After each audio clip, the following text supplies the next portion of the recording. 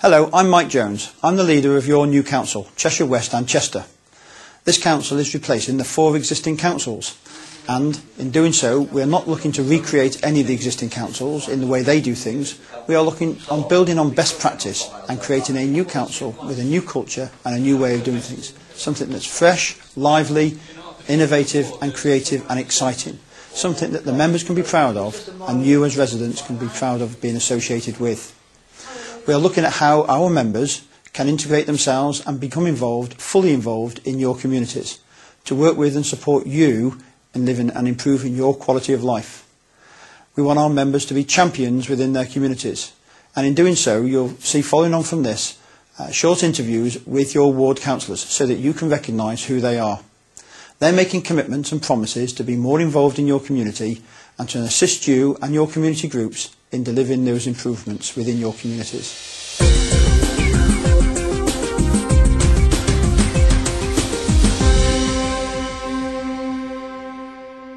I'm Hugh Deynam. I represent the Gowy ward on the new authority. I was previously City Councillor for Chester City Council, so I have been a councillor for quite some time in the area.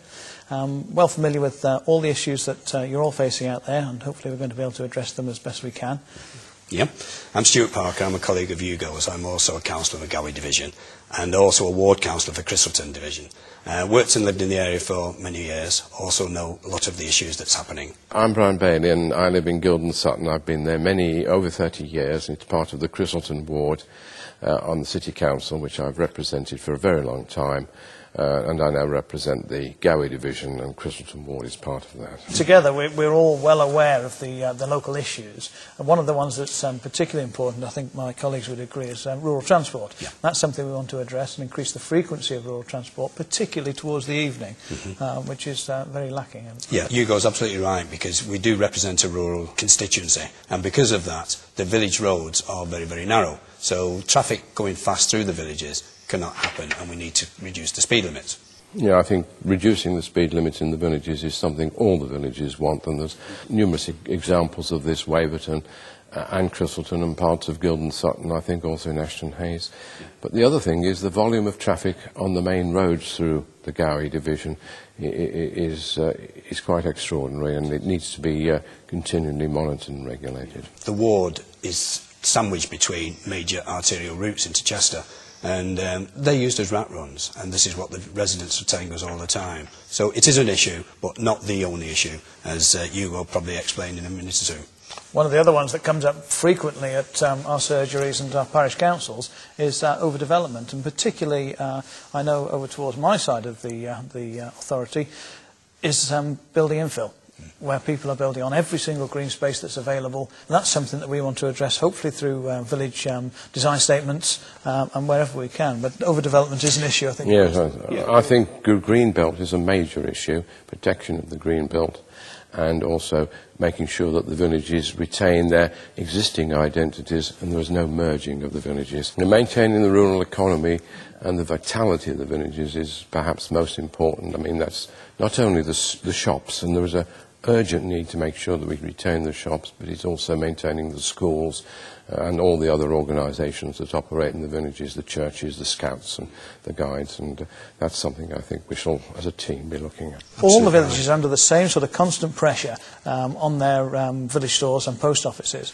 so community support and community programmes to allow these to continue is something that we're all very keen to support. It is absolutely right, and obviously being a rural area, we don't have the same level of street lighting as some of the urban areas, and this does tend to be a little bit of an issue in certain areas within our division, where we're told that there is still areas of antisocial behaviour with youths drinking and so on and so forth, and a lot of the elderly people will not leave their homes after 6 o'clock in the evening. That is an issue that we obviously take very seriously, and one of the issues we'll be taking forward.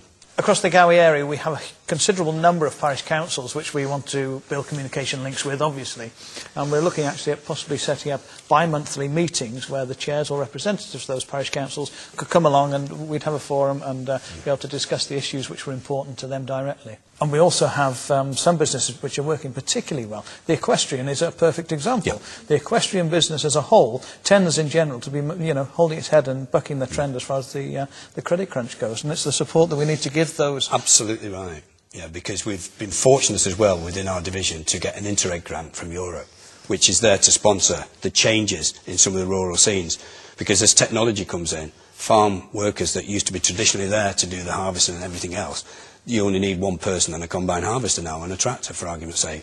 So we have to, don't want these people to leave the villages, we have to retrain and reassess, and this is where there's European funding. And as Hugh rightly says, because it's rural, there's a lot of equestrian, we've got a lot of stables all the way around. So, yeah, these are things that we're going to encourage as well. We shall work together as a team, because that's really the only way to do this. It's the way I've been used to working, but it means that the people of the Gowy division will always be able to contact someone on any issue or problem that may arise. Absolutely, and following on from what Brian's just said, there's a number of ways in which we will be contacting. One of them being regular newsletters, another one will be attendance of various fetes that each of the village and each of the areas do hold. And of course regular surgeries will be a key way that you'll be able to engage with us as well. So we'll be holding regular surgeries either as individuals or as the three of us together. We'll also be producing annual reports. Yep. So at the end of every year we will make a summary of what we've addressed, what Yep. we've managed to achieve on your behalf, and you'll be able to read it hopefully online or on a hard copy, whichever is going to be the easiest for you to access. And because of the rural element, very often we can't do the walk-arounds like we can in some of the urban wards. So we will be doing regular drive-arounds, and I think that's the only way we can engage in the rural community. So we're here as a team to support you. And to respond to your needs. And to deal with all the issues that may arise.